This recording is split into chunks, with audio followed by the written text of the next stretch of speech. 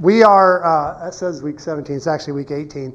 We're on week 18 of our Welcome to the Kingdom series, and we're starting to draw close to the end, which is a little bit sad. I've been having fun with this one, but we're telling a story today talking about lack, and it brought up this story when Esther and I first got married. So her family just does not eat like my family does. And so we hadn't been very long, maybe like a week or two, and she went grocery shopping. Like a bunch of people gave us food when we first got married, so we didn't need to grocery shop for a while. She went on her first like real grocery shopping trip and got like a week's worth of groceries. And she was kind of excited. It's her new, like, this is my house. And not that she had never grocery shopped for her parents, but she stocks the fridge, blah, blah, blah. And then she goes to work. And I had a buddy over. We were hanging out. We were talking about starting this little business, and so we were meeting, blah, blah, decided to make breakfast. And so she comes home partway through the day, and literally there was like 4 potatoes left of this week's worth of food she thought she had bought. And it looked like a bomb had gone off in the kitchen, and she, for the very first time, realized what it was going to mean to like feed me. And like she just cried. And this is when she was like way less confrontational than she is now. And so she wouldn't like yell at me, and I was so dumb. I was so dumb. I was just like, hey, we can shop for more than one day at a time if you want. I was like, yeah, it went over well. But yeah, that story popped up as I got into this week's message. We've been in this series since Easter, when we kind of talked about the beginning of the kingdom of God, when Jesus defeated death and kind of inaugurated the kingdom of God and what it means to live in this upside down kingdom. And as I was praying about what to preach this week, which is honestly the way I've decided what to preach through this entire series, just week by week, what does God want to say to us? I fell on this scene about breakthrough. It's right. It's in the Old Testament, because honestly I feel like we're on the brink of breakthrough in our church in a lot of ways. I don't necessarily have anything I can point to and say this is why I feel like God is really on the move, but as I pray, as I prepare messages, as I talk to people about the church, as we worship, even as I just teach my kids the Bible at home, I can't shake this feeling like God is doing something big in our community and is going to do something big in our community. But that comes with some risk, because anytime you begin to do something significant for the kingdom of God, you'd better be ready to face the enemy. He will not give up 1 inch without a fight. We talked a couple weeks ago about if you're playing football and you grab the ball and run the wrong direction, they probably won't tackle you. They'll probably let you go as far as you want that way. You don't get tackled until you try to move it in their direction. And a lot of times, if you don't believe me, try to increase your prayer life. Just make the decision. I'm going to get up every morning and pray 15 minutes. More than I normally pray. I'm just going to do it. I'm going to dedicate it and watch what happens. You will run into a million distractions. Your alarm will break. Like you'll have trouble falling asleep, which will make it harder to get up. Like the second you decide I'm going to make a move for God, literally all hell breaks loose. I believe it with all my heart. So I've been feeling like we're on the edge of this breakthrough, and as I was trying to consider Bible stories in a similar situation, I landed in this story that we've talked about a lot in this series, the Israelites in the wilderness. We discussed how they've been freed from Egypt and gathered at the foot of Mount Sinai to receive the law. We've discussed how they sent spies into the land who got scared and believed a bad report, and so they didn't take the land because they didn't have faith. We even discussed when they crossed over the Jordan into the promised land and set up these monuments that were supposed to remind them to teach the story to following generations. But today's story has always scared me. This is the first time I've ever preached on it, honestly. I always avoid this story because I don't like the implications.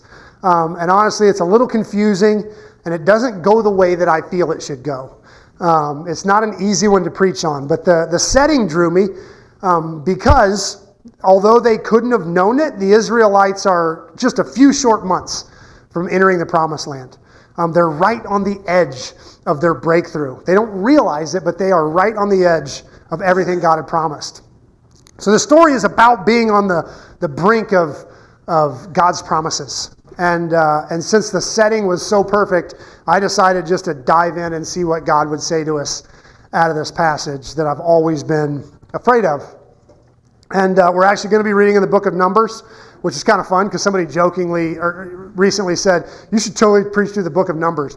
Joking, because it's such an awful book. And I was like, I would love to do that, actually. There's some great stuff in Numbers. But so, yeah, I guess this is me scratching that itch.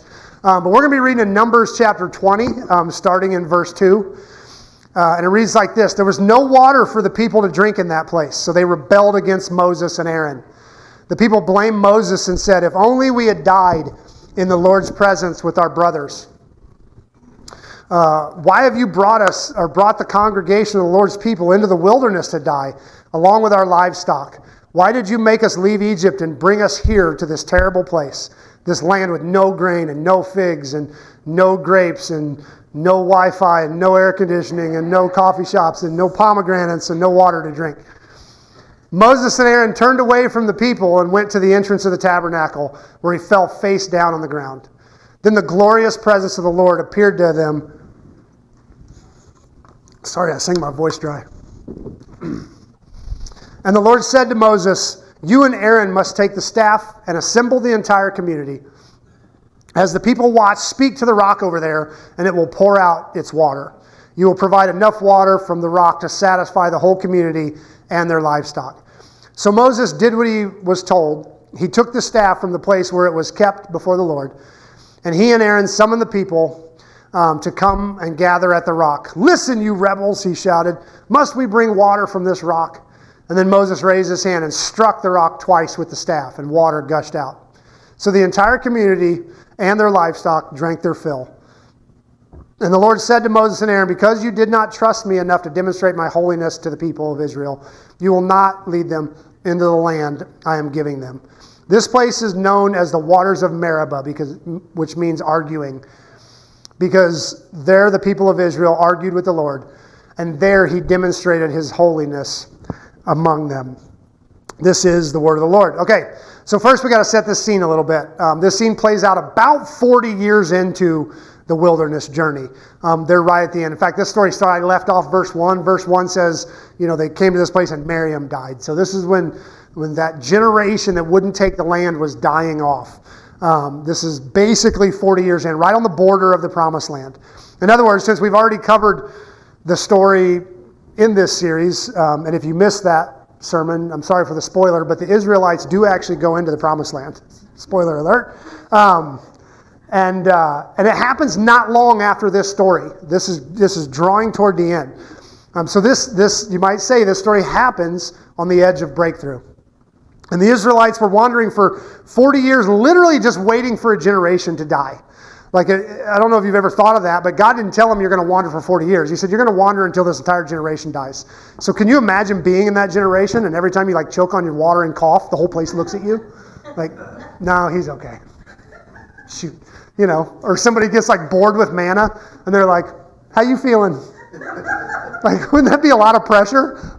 We got this joke in my house where I've always told the kids, when I get too old to contribute, when I can no longer tell my stories and teach the Bible, just take me to Alaska where some wolves can eat me. I'd love to know that my body fed something. I love eating meat, so I was like, wouldn't it be great if something ate me? And so I was like, once I reach that point and I'm no good, take me on a trip to Alaska, forget me somewhere, and let the wolves have me. Except, I was like, once I'm too old, I want to make you. And so now every time I'm like, hey, has anybody seen my keys? Elijah's like, come on, Dad. Going to Alaska. And I'm like, hold on, dude, that's just my key. Yeah, so it's, but that had to be what it felt like. Like everybody knows we can't go in until you die. That's a lot of pressure. It'd be so stressful. But in this morning story, they're on the edge. Everything they've ever wanted is almost theirs. It's about to be theirs. They're literally about to start taking ground for the kingdom. And of course, the second they hit that point where they're about to start taking ground for the kingdom, conflict steps in. And I wish we had time to cover several chapters because it is crazy how many of the surrounding kingdoms step in to start picking on Israel the second they're getting ready to start taking ground for the kingdom, or right on the edge of promise. But this morning's passage is about an internal conflict. Anybody resonate with that? Anybody ever have internal conflict? That conflict that goes on the inside, and how quickly that tends to move outside. And this conflict starts over a perceived lack. It says there was no water for the people to drink in that place, so they rebelled against Moses and Aaron. Now, before we judge the Israelites too severely, when was the last time you couldn't get water and had no prospects of water and didn't know when you would have water again? Most of us just go to the sink and turn it on and it's there. I don't even like that water. I like mine to be filtered. Like I swear I can taste the dirt in tap water. Like I'm a baby, so I'd have been like, my water's not bottled. Like that would have been me in the wilderness. So don't judge the people of Israel too harshly, because this is a serious situation. They're facing the loss of their livestock, which is their livelihood. Like this is real. And in this morning's message, this lack leads to stress and frustration. So they are stressed. They don't have enough, and that is causing stress. And then this one thing happens that the Israelites do that I know never happens to us, because we're all spirit-filled, redeemed children of God. So when there's a lack in our lives, we respond with faith-filled hallelujahs, and we look for someone else to bless, right? That's what we do. No, I will ask your spouse what you do, and you'll be writing my sermon next week. No. But most of us do what the Israelites did, if we're honest. We allow the lack in our lives to build into real frustration, and that boils over into conflict. In fact, there's a fun Hebrew word in this passage. In our version, it says there was no water for the people in the place to drink, so they rebelled against Moses. The New Living gives a pretty good word for this. Most translations, if you want to look in yours, use the word gathered. The people gathered against Moses and Aaron. Which is this fun Hebrew word that says to come together for the purpose of conflict. It's a Hebrew word, a very specific Hebrew word, to come together for the purpose of conflict. Someone should turn that into like an online platform, like a place where you could post stuff and comment on people's stuff just for the purpose of conflict. Actually, I did look up this Hebrew word in like my big giant lexicon in my office at home. And it's kind of a hard Hebrew word to pronounce, but this Hebrew word that means to come together for the purpose of conflict is pronounced Facebook. That's how you say that in Hebrew. So the Israelites allow their lack to build into stress and frustration, and it turns into blame. They start to blame. Why have you done this? Why did you do this? They begin to blame their leaders. And of course, they ignore the fact that this whole story started with God telling Moses, I have heard the cry of my people. They cried out to God.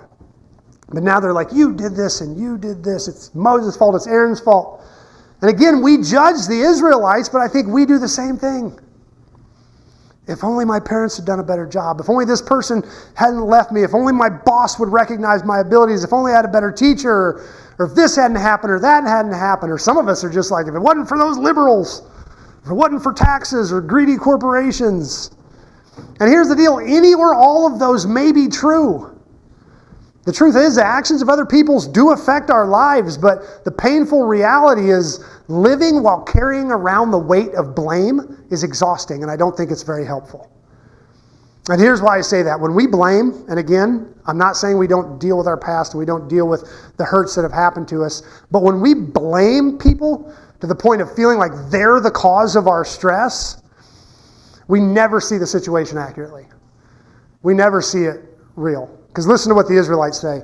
Why have you brought the congregation of the Lord's people in the wilderness to die, along with all our livestock? Why did you make us leave Egypt and bring us here to this terrible place?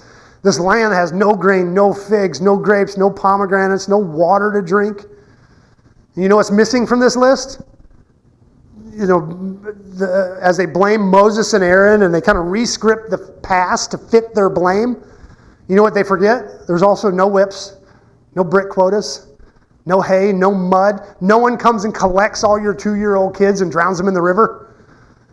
They don't even look at the past the way it actually happened. They're re-scripting it in their head. When we blame, we never see accurately. We never see things the way they really are. We just see the good old days when we were slaves and crying out for God's help. But those were the good old days.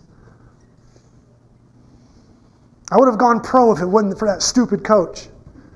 Or maybe it's that you're 5'9" and 175 pounds. Like that could also have something to do with it. Like maybe that's why. We don't see clearly when we blame. And honestly, we don't see the future clearly either.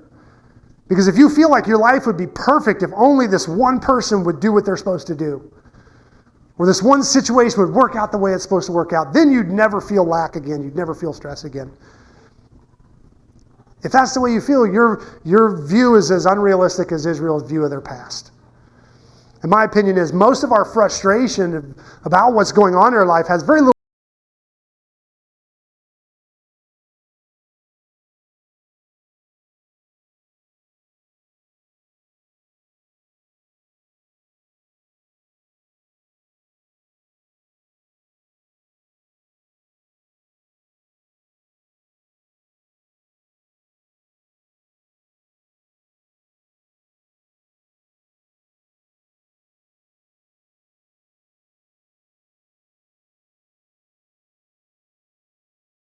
in when that 30-minute drive usually takes you 18 minutes. And there's nothing wrong with the drive itself. It's just that who leaves 12 minutes of margin in their drive to work? I normally do this in 12 minutes. Why is it taking 30? And all this stress comes in, and it has nothing to do with the life you're living. By all accounts, you were one of the luckiest drivers in history. They used to ride horses. That drive took